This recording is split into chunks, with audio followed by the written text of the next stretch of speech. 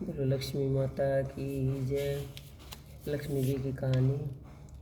एक साहूकार की बेटी थी। वह हर रोज पीपल सींचने जाती। पीपल में से लक्ष्मी जी निकलती और चली जाती। एक दिन लक्ष्मी जी ने साहूकार की बेटी से कहा कि मुझे अपनी सहेली बना ले। तब लड़की ने कहा पिताजी से पूछ कर आऊँगी।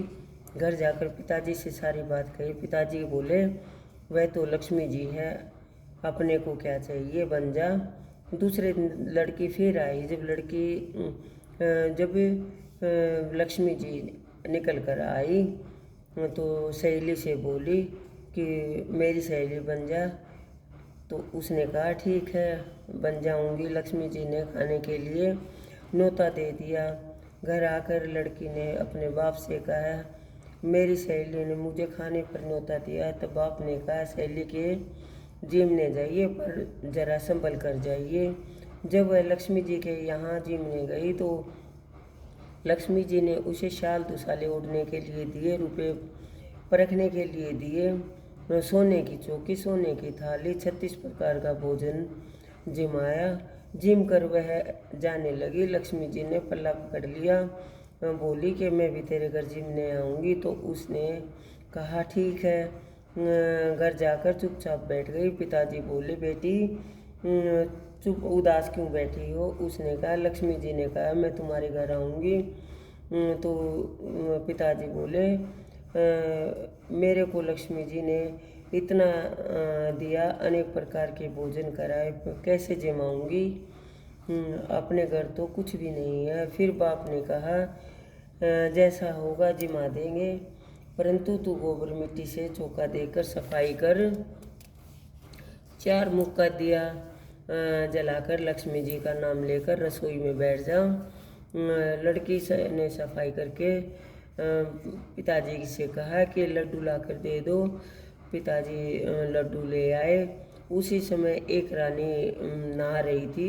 उसका नौलखा हार चील उठा कर ले गई और उसका लड्डू चील उठा कर ले गई और लड्डू ले गई और हार को वहीं पर डाल गई। तो लड़की ने हार देखा और दुकान पर गई। उससे कहने लगी मुझे सारा सामान दे दो। उसका हार का एक टुकड़ा लेगी और बोली मेरे को सारा सामान दे दो। तो साहूकार कहने लगा कि दुकान वाला बोला कि क्या चाहिए।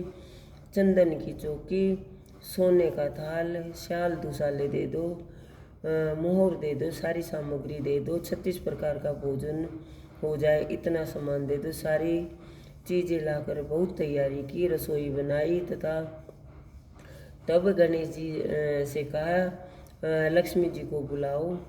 तो आगे आगे गणेश जी और पीछे पीछे लक्ष्मी आई। फिर उसने चौकी डाल दी और कहा सहेली बैठ जाओ। तो लक्ष्मी जी ने कहा सहेली चौकी पर तो राजा रानी भी नहीं बैठे कोई भी नहीं बैठा।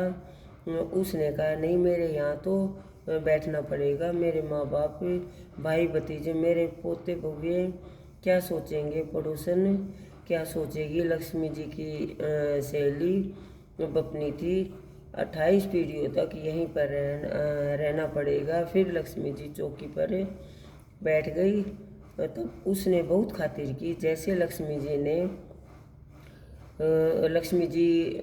ने की वैसे उसने करी। लक्ष्मी जी उस पर खुश हुई और घर में खूब धन लक्ष्मी हो गई। साहूकार की बेटी ने कहा मैं अभी आ रही हूँ, तब यहीं पर बैठी रहना। वह चली गई। लक्ष्मी जी नहीं गई, चौकी पर बैठी रही। उसको बहुत धन दौलत दिया। हे लक्ष्मी माता, जैसे तुमने साहूकार की बेटी को दिया वैसे सबको देना।